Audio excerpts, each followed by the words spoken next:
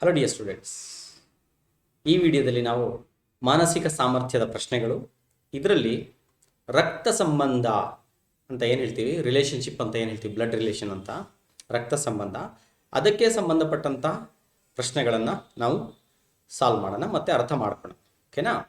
ಬನ್ನಿ. ಇದರಲ್ಲಿ ನಾವು ಏನು ಅರ್ಥ ಮಾಡ್ಕೋಬೇಕಂದ್ರೆ, ನಮಗೆ ಮೊದಲಿಗೆ ಗೊತ್ತಿರಬೇಕು ಸಂಬಂಧಗಳು ಅಂದರೆ ಏನು, ಅಂದರೆ ಸಹೋದರ ಅಂದರೆ ಏನು, ಸಹೋದರಿ ಅಂದರೆ ಏನು, ತಂದೆ ತಾತ ಅಂತ ಹೇಳ್ತೀವಿ, ಗ್ರ್ಯಾಂಡ್ ಫಾದರ್ ಅಂತ ಹೇಳ್ತೀವಿ, ಅತ್ತೆ ಅಂದ್ರೇನು, ಸೊಸೆ ಅಂದ್ರೇನು, ಇಷ್ಟು ಗೊತ್ತಿದ್ರೂ ಸಾಕು, ನಮಗೆ ಗೊತ್ತಾಗುತ್ತೆ. ಸೋದರ ಸೊಸೆ ಅಂತೀವಿ, ಸೋದರ ಅಳಿಯ ಅಂತೀವಿ, ಇಷ್ಟೆಲ್ಲ ಗೊತ್ತಿದ್ರೆ ಸಾಕು. ಇದು ಸಾಮಾನ್ಯಕ್ಕೆ ಎಲ್ರಿಗೂ ಗೊತ್ತಿರುವಂಥ ವಿಷಯಗಳೇ. ಕನ್ನಡದಲ್ಲಿ ಎಲ್ರಿಗೂ ಗೊತ್ತಿರುತ್ತೆ ಸಂಬಂಧಗಳು ಏನು ಅಂತ. ಇಂಗ್ಲೀಷಲ್ಲಿ ಕೆಲವೊಮ್ಮೆ ಸಮ್ಟೈಮ್ಸ್ ಕನ್ಫ್ಯೂಸ್ ಆಗ್ಬೋದು, ನೆಫ್ಯೂ ಅಂದರೆ, ನೀಸ್ ಅಂದರೆ. ಸೊ ಇಂಗ್ಲೀಷಲ್ಲಿ ಸಮ್ಟೈಮ್ಸ್ ಕನ್ಫ್ಯೂಸ್ ಆಗುತ್ತೆ, ಬಟ್ ಕನ್ನಡದಲ್ಲಿ ಸಾಮಾನ್ಯಕ್ಕೆ ಎಲ್ರಿಗೂ ಗೊತ್ತಿರುತ್ತೆ. ಓಕೆನಾ? ಅದು ಒಂದು ಪಾಯಿಂಟ್ ಆಯಿತು.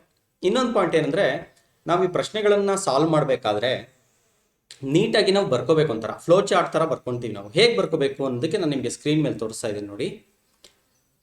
ಇಲ್ಲಿ ನಮ್ಮ ಬಗ್ಗೆ ಬಂದಾಗ, ಅಂದರೆ ಯಾವುದೇ ವ್ಯಕ್ತಿಯ ಬಗ್ಗೆ ಅಲ್ಲಿ ಬಂದಾಗ ಆ ವ್ಯಕ್ತಿ ಒಂದು ಲೆವೆಲಲ್ಲಿ ಇರ್ತಾನೆ, ಸೆಲ್ಫ್ ಅಂತ ಹೇಳ್ತೀವಿ ನಾವು, ಅಥವಾ ನಮ್ಮ ಜನ್ರೇಷನ್ ಅಂತ ಹೇಳ್ತೀವಿ, ನಮ್ಮ ಸಿಬ್ಲಿಂಗ್ಸ್ ಅಂತ ಹೇಳ್ತೀವಿ. ಅಂದರೆ ನಮ್ಮ ಸೋದರ ಸಂಬಂಧಿಗಳಿರ್ತಾರಲ್ಲ, ನಮ್ಮ ಸೋದರಿ ಆಗಬಹುದು, ಸಹೋದರ ಆಗಬಹುದು, ನಮ್ಮ ಅತ್ತಿಗೆ ಆಗಬಹುದು, ಅಥವಾ ನಮ್ಮ ಭಾವ ಆಗ್ಬೋದು. ಅಂದರೆ ನಮ್ಮ ಜನ್ರೇಷನ್, ಸೇಮ್ ಜನ್ರೇಷನ್ ಇರೋರೆಲ್ಲ ಒಂದೇ ಲೆವೆಲಲ್ಲಿ ಬರ್ತಾರೆ, ಒಂದೇ ಕಡೆ ಬರಬೇಕು, ಒಂದೇ ಲೆವೆಲಲ್ಲಿ ಬರ್ತಾರೆ ಎಲ್ಲರೂ.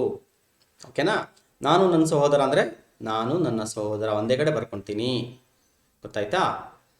ನೆಕ್ಸ್ಟು, ನಮ್ಗಿನ್ನ ಮೇಲೆ ಯಾರು ಬರ್ತಾರೆ ಅಂದರೆ ನಮ್ಮ ತಂದೆ, ನಮ್ಮ ತಾಯಿ, ನಮ್ಮ ಅಂಕಲ್ ಆಂಟಿ ಅಂತ ಹೇಳ್ತೀವಿ, ಅತ್ತೆ, ಇವರೆಲ್ಲ ಬರ್ತಾರೆ. ಅಂದರೆ ನಾವಿಬ್ಬರಿದ್ವಿ ಅಣ್ಣ ತಮ್ಮ, ನಮ್ಮ ತಂದೆ ಮತ್ತೆ ಇಲ್ಲಿ ಮೇಲ್ ಬರ್ತಾರೆ. ನೆಕ್ಸ್ಟ್ ಒಂದು ಲೆವೆಲ್ ಮೇಲ್ ಬರ್ತಾರೆ. ಗೊತ್ತಾಯ್ತಾ? ಇದು ನಮ್ಮ ತಂದೆ, ಫಾದರ್ ಅಂತ ಹೇಳ್ಬೋದು. ಓಕೆನಾ? ತಾಯಿ ಕೂಡ ಇಲ್ಲೇ ಬರ್ತಾರೆ.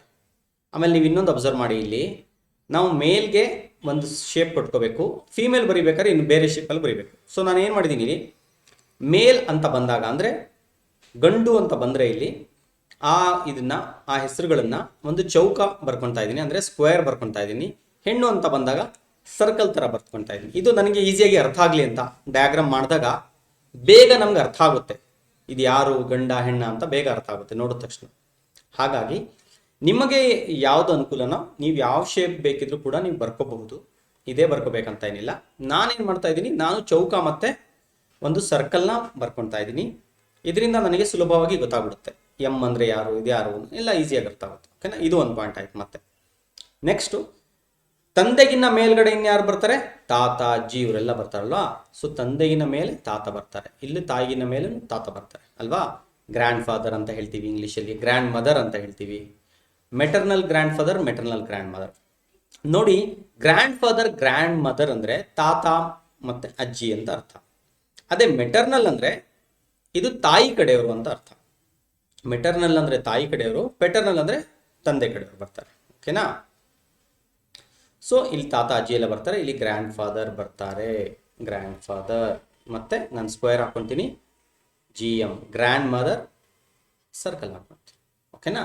ಸೊ ಈ ರೀತಿ ಮಾಡ್ಕೊಂಡ್ರೆ ಈಸಿ ಆಗುತ್ತೆ. ಆಮೇಲೆ ನೀವೇನು ಮಾಡ್ಬೋದು, ಇನ್ನೊಂದು, ಅವರು ಗಂಡ ಹೆಂಡತಿ ಆಗಿದ್ರೆ ಅದನ್ನು ಸಿಂಬಲೈಸ್ ಮಾಡೋಕ್ಕೆ ಈ ರೀತಿ ನೀವು ಬೇಕಿದ್ರೆ ಒಂದು ಕೊಟ್ಕೋಬೋದು, ಎರಡು ಕಡೆ ಆರೋ ಕೊಟ್ಕೋಬೇಕು. ಎರಡು ಕಡೆ ಆರೋ ಕೊಟ್ಕೊಂಡ್ರೆ ಅದು ಗಂಡ ಹೆಂಡತಿ ಅಂತ. ಇಲ್ಲಿ ನೋಡಿ, ತಂದೆ ಮತ್ತು ತಾಯಿ, ಗಂಡ ಹೆಂಡತಿ. ಅದೇ ಅಣ್ಣ ತಮ್ಮ ಆಗಿದ್ರೆ ಜಸ್ಟ್ ಸಿಂಪಲ್ ಆಗಿ ಒಂದು ಲೈನ್ ಹೇಳಿದ್ರೆ ಸಾಕು, ಇದು ಅಣ್ಣ ತಮ್ಮ ಅಥವಾ ತಂಗಿ ಸಹೋದರ ಸಂಬಂಧಿ ಅಂತ ಅರ್ಥ. ಓಕೆನಾ? ಅದೇ ಪೇರೆಂಟ್ಸ್ ಆಗಿದ್ರೆ, ಪೇರೆಂಟ್ಸ್ ಅಥವಾ ಮಗು ಆಗಿದ್ರೆ ಈ ಥರ ನೀವು ಕೆಳಗಡೆಗೆ ಲೈನ್ ಒಂದು ಬರೆದ್ರೆ ಆಯಿತು, ಇವನು ಇವರ ಮಗ ಅಥವಾ ಮಗಳು ಅಂತ, ಇವನು ಇವರ ಮಗ, ಇವನು ಇವರ ಮಗ ಅಂತ ಅರ್ಥ. ಈ ರೀತಿಯಾಗಿ ನಾವು ಮಾರ್ಕ್ಸ್ ಮಾಡಿಕೊಂಡ್ರೆ ನಮಗೆ ಬಹಳ ಈಸಿ ಆಗುತ್ತೆ ಸಾಲ್ವ್ ಮಾಡೋದು. ಓಕೆ, ಬನ್ನಿ ಇವಾಗ ಕೆಲವು ಪ್ರಶ್ನೆಗಳನ್ನು ಸಾಲ್ವ್ ಮಾಡೋಣ. ನೋಡಿ, ಸೋನು ಸಾರಿಕಾಳ ಮಗ, ರೀಟಾ ಸಾರಿಕಾಳ ಮಗಳು.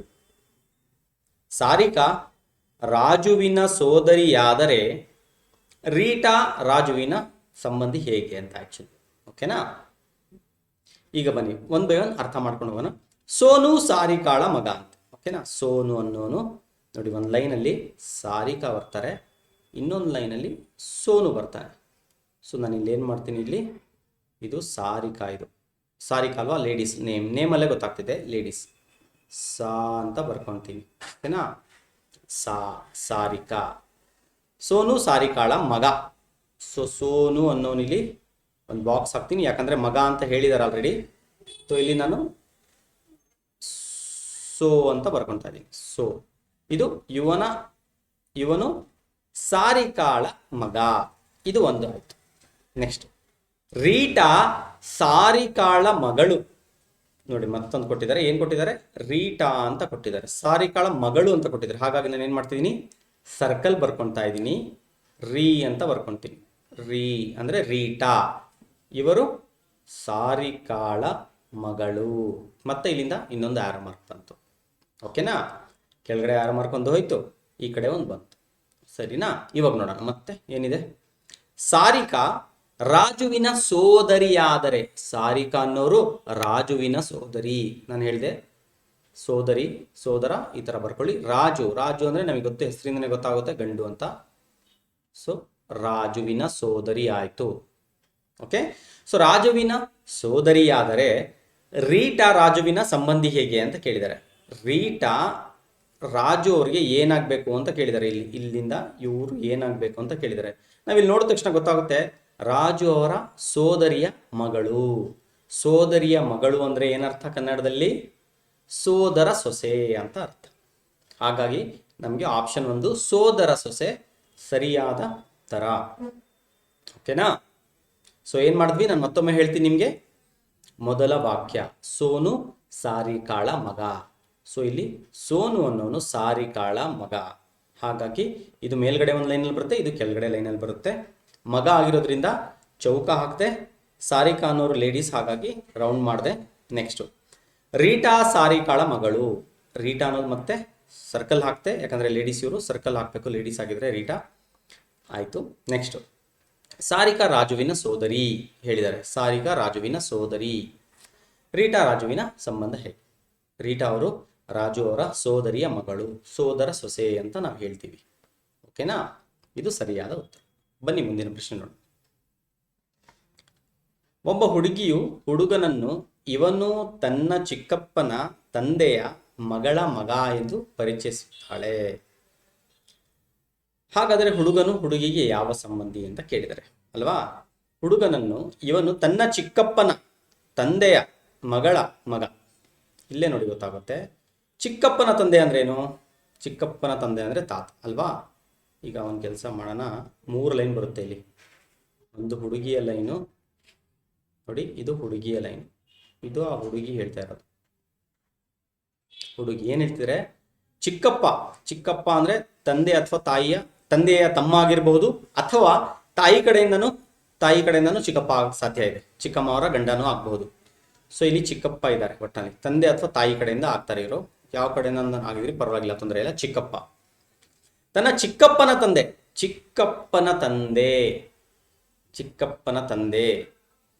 ತಂದೆ ಅಂದರೆ ಇಲ್ಲಿ ಏನಾಗ್ಬೋದು? ತಾತ ಆಗ್ತಾರೆ.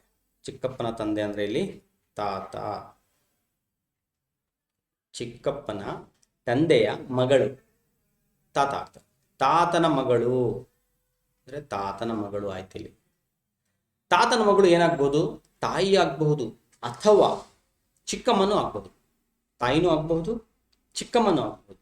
ಹಾಗಾಗಿ ಈಗ ಈ ಹುಡುಗ ಏನಂತೆ, ಚಿಕ್ಕಪ್ಪನ ತಂದೆಯ ಮಗಳ ಮಗ, ಇವ್ರ ಮಗ ಅಂತೆ. ಈ ಹುಡುಗ ಚಿಕ್ಕಪ್ಪನ ತಂದೆಯ ಮಗಳ ಮಗ ಅಂತ ಹೇಳಿದ್ದಾರೆ. ಇಲ್ಲಿ ಮಗ ಅಂತ ಹೇಳಿದ್ದಾರೆ. ಸೊ ಇವನು ಏನಾಗ್ಬೋದು? ಅಲ್ಲಿಗೆ ತಮ್ಮ ಆಗೋ ಚಾನ್ಸಸ್ ಜಾಸ್ತಿ ಇದೆ. ಇವನು ತಮ್ಮ ಆಗಿರ್ಬಹುದು, ಅಥವಾ ಕಸಿನ್ ಬ್ರದರ್ ಅಂತ ನಾವು ಏನು ಹೇಳ್ತೀವಿ, ಚಿಕ್ಕಮ್ಮನ ಮಗನೂ ಆಗಬಹುದು ಅಲ್ವಾ. ಚಿಕ್ಕಮ್ಮನ ಮಗ ಆಗ್ಬೋದು, ಅಥವಾ ತಾಯಿ ಮಗ ಆಗ್ಬೋದು. ಇಲ್ಲಿ ಚಿಕ್ಕಮ್ಮನ ಮಗನ ಆಪ್ಷನ್ ನಮಗಿಲ್ಲ, ಇರೋದು ತಾಯಿ ಮಗ ಅಂದರೆ ಸಹೋದರನೇ ಆಪ್ಷನ್ ಇರೋದು. ಹಾಗಾಗಿ ಇಲ್ಲಿ ಸಹೋದರ ಸರಿಯಾದ ಉತ್ತರ. ಒಬ್ಬ ವ್ಯಕ್ತಿಯನ್ನು ಪರಿಚಯಿಸುತ್ತಾ ಹರ್ಷ ಹೀಗೆ ಹೇಳುತ್ತಾನೆ, ಇವರ ಏಕೈಕ ಸಹೋದರನು ನನ್ನ ಮಗಳ ತಂದೆಯ ತಂದೆಯಾಗಿದ್ದಾನೆ ಅಂತ ಹೇಳ್ತಾರೆ. ಈಗ ನೋಡಿ, ನನ್ನ ಮಗಳ ತಂದೆ ಏನು? ನನ್ನ ಮಗಳ ತಂದೆ ಅಂದ್ರೆ ಏನು? ನನ್ನ ಮಗಳು ಅಂದರೆ ಒಂದು ಲೈನಲ್ಲಿ ಬರ್ತಾರೆ, ನಾನು ಈ ಲೈನಲ್ಲಿ ಬಂದಿದ್ದೀನಿ ಆಯ್ತಾ, ಇಲ್ಲಿ ಬರ್ತೀನಿ. ಆಯ್ತಾ. ಇದು ಫಾರ್ ಎಕ್ಸಾಂಪಲ್ ಹರ್ಷ, ಇದು ಹರ್ಷ ಹೇಳ್ತಾ ಇರೋದು, ಇದು ಹರ್ಷ. ಹರ್ಷ ಏನು ಹೇಳ್ತಾರೆ, ನನ್ನ ಮಗಳ ತಂದೆ. ನನ್ನ ಮಗಳು ಇದ್ದಾಳೆ ಇಲ್ಲಿ, ನನ್ನ ಮಗಳ ತಂದೆ ಅಂದರೆ ನಾನೇ. ನನ್ನ ಮಗಳ ತಂದೆ ಅಂದ ತಕ್ಷಣ ಇದರ ಅರ್ಥ ಹರ್ಷನೇ. ತಂದೆಯ ತಂದೆಯಾಗಿದ್ದಾನೆ ಅಂದರೆ ಹರ್ಷನ ತಂದೆಯಾಗಿದ್ದಾನೆ. ಹರ್ಷನ ತಂದೆಯಾಗಿದ್ದಾನೆ ಯಾರು? ಇವರ ಏಕೈಕ ಸಹೋದರ. ಇವರ ಸಹೋದರ ಅಂದರೆ ಆ ವ್ಯಕ್ತಿಯ ಸಹೋದರ, ಯಾರೋ ವ್ಯಕ್ತಿ ಇದ್ದಾರೆ, ಅವರ ಸಹೋದರ ಹರ್ಷ ಅವರಿಗೆ ತಂದೆಯಾಗಿದ್ದಾನೆ. ಅಂದರೆ ಅರ್ಥ ಆ ವ್ಯಕ್ತಿ ಹರ್ಷನ್ಗೆ ಏನಾಗಬೇಕು? ತಂದೆಯ ತಮ್ಮ ಅಂದರೆ ಚಿಕ್ಕಪ್ಪ ಆಗಿರ್ತಾರೆ. ಸೊ ಆಪ್ಷನ್ ಸಿ ಚಿಕ್ಕಪ್ಪ ಸರಿಯಾದ ಉತ್ತರ. ಮತ್ತೊಮ್ಮೆ ಹೇಳ್ತೀನಿ ನೋಡಿ. ಒಬ್ಬ ವ್ಯಕ್ತಿಯನ್ನು ಪರಿಚಯಿಸುತ್ತಾ ಹರ್ಷ ಹೀಗೆ ಹೇಳುತ್ತಾನೆ, ಇವರ ಏಕೈಕ ಸಹೋದರನು, ಯಾರೋ ಮನುಷ್ಯ ಇದ್ದಾರೆ, ಅವರ ಏಕೈಕ ಸಹೋದರ ಏನಂತೆ? ನನ್ನ ಮಗಳ ತಂದೆ. ನನ್ನ ಮಗಳ ತಂದೆ ಅಂದರೆ ನಾನೇ. ತಂದೆಯ ತಂದೆಯಾಗಿದ್ದಾನೆ. ನನ್ನ ತಂದೆ ಯಾರು? ಇವರ ಏಕೈಕ ಸಹೋದರ. ಯಾರೋ ವ್ಯಕ್ತಿ ಇದಾರಲ್ಲ ಅವರ ಏಕೈಕ ಸಹೋದರ. ಓಕೆನಾ? ಅಲ್ಲಿಗೆ ಇವರು ನನ್ನ ಅಂದರೆ ಹರ್ಷನ ಚಿಕ್ಕಪ್ಪ ಆಗಿದ್ದಾರೆ. ಬನ್ನಿ ಇನ್ನೊಂದು ಪ್ರಶ್ನೆ ಮಾಡೋಣ. ಪಿ ಯು ಕ್ಯೂನ ತಂದೆ, ಆರ್ನು ಪಿಯ ಮಗ, ಎಸ್ನು ಟಿಯ ಸಹೋದರ, ಟಿ ಯು ಕ್ಯೂನ ಮಗಳು. ಹಾಗಾದರೆ ಎಸ್ನ ಅಜ್ಜ ಯಾರು ಅಂತ ಕೇಳಿದರು. ಇಲ್ಲಿ ಮತ್ತೆ 3 ಬರುತ್ತೆ. 1 2 3. ಪಿ ಕ್ಯೂನ ತಂದೆ ಅಂತ ಹೇಳಿದ್ದಾರೆ. ಪಿ ಬಂದ್ಬಿಟ್ಟು ತಂದೆ ಆಗಿರೋದ್ರಿಂದ ಮೇಲಾಗುತ್ತೆ, ಇದು ಇಲ್ಲಿ ಬರ್ಬಾರ್ದು. ಕ್ಯೂನ ತಂದೆ, ಕ್ಯೂ ಬಗ್ಗೆ ಗೊತ್ತಿಲ್ಲ ನಮಗೆ. ಕ್ಯೂ ಮೇಲ್ ಫಿಮೇಲ್ ಏನೂ ಗೊತ್ತಿಲ್ಲ, ಗಂಡು ಹೆಣ್ಣು ಅಂತ ಗೊತ್ತಿಲ್ಲ. ಆರ್ನು ಪಿಯ ಮಗ ಅಂತ ಹೇಳಿದ್ದಾರೆ. ಸೊ ಇನ್ನೊಂದಿದು ಆಪ್ಷನ್ ಇದೆ. ಆರ್ ಅನ್ನೋದು ಪಿನ ಮಗ ಅಂತ ಹೇಳಿದ್ದಾರೆ. ಆರ್ ಅನ್ನೋರು ಪಿನ ಮಗ. ಓಕೆನಾ? ಪಿನ ಮಗ. ಎಸ್ನು ಟಿಯ ಸಹೋದರ. ಎಸ್ ಎಲ್ಲಿಡ್ಬೇಕಂತ ಇನ್ನೂ ಗೊತ್ತಾಗಿಲ್ಲ, ಆಮೇಲೆ ಹೋಗೋಣ ಅದಕ್ಕೆ. ಟಿ ಯು ಕ್ಯೂನ ಮಗಳು ಟಿ. ಇವಾಗ ಬಂತು ನಮ್ಗೆ ಇಲ್ಲಿ ಸಿಕ್ತು. ಎಸ್ನು ಟಿಯ ಸಹೋದರ ಅಂದರೆ ಟಿಗೆ ಸಹೋದರ ಎಸ್ ಅಂದರೆ ಮೇಲ್, ಬಾಯ್, ಗಂಡು ಇದು. ಓಕೆನಾ? ನೋಡಿ ಮತ್ತೊಮ್ಮೆ ಹೋಗೋಣ. ಪಿ ಯು ಕ್ಯೂನ ತಂದೆ, ಪಿ ಯು ಕ್ಯೂನ ತಂದೆ. ಆರ್ನು ಪಿಯ ಮಗ, ಇದು ಆಯಿತು. ಎಸ್ನು ಟಿಯ ಸಹೋದರ, ಅದು ಬಂದಿದೆ ಇಲ್ಲಿ. ಎಸ್ನು ಟಿಯ ಸಹೋದರ ಆಯಿತು. ಟಿ ಯು ಕ್ಯೂನ ಮಗಳು. ಹಾಗಾದರೆ ಎಸ್ನ ಅಜ್ಜ, ಇದು ಸಹೋದರ ಸಹೋದರಿ ಆಗಿರೋದ್ರಿಂದ ಕ್ಯೂ ಆಲ್ಸೋ ಇವ್ರ ಪೇರೆಂಟ್ಸ್ ಆಗ್ತಾರೆ. So P automatically grand parents ಅಥವಾ ಅಜ್ಜ ಆಗ್ತಾರೆ. ಪಿ ಸರಿಯಾದ ಉತ್ತರ. ಈ ವಿಡಿಯೋದಿಂದ ನಿಮಗೆ ಪ್ರಯೋಜನ ಆಗಿದೆ ಅಂತ ಅಂದ್ಕೊಂಡಿದ್ದೀನಿ. ತಾವು ಹೀಗೆ ಹಲವಾರು ಪ್ರಶ್ನೆಗಳನ್ನು ಸಾಲ್ವ್ ಮಾಡಿ, ಚೆನ್ನಾಗಿ ಅಭ್ಯಾಸ ಮಾಡಿ, ಪ್ರಾಕ್ಟೀಸ್ ಮಾಡಿದ್ರೆ ನಿಮಗೆ ಈ ಕಾನ್ಸೆಪ್ಟ್ ಏನಿದೆ, ಇದು ವಿಷಯ ತುಂಬ ಈಸಿಯಾಗಿ ಅರ್ಥ ಆಗುತ್ತೆ. ತುಂಬ ಸುಲಭವಾದಂಥ ಸಬ್ಜೆಕ್ಟ್ ಇದು. ಹಾಗಾಗಿ ಹೆಚ್ಚು ಹೆಚ್ಚು ಅಭ್ಯಾಸವನ್ನು ಮಾಡಿ. ಧನ್ಯವಾದ.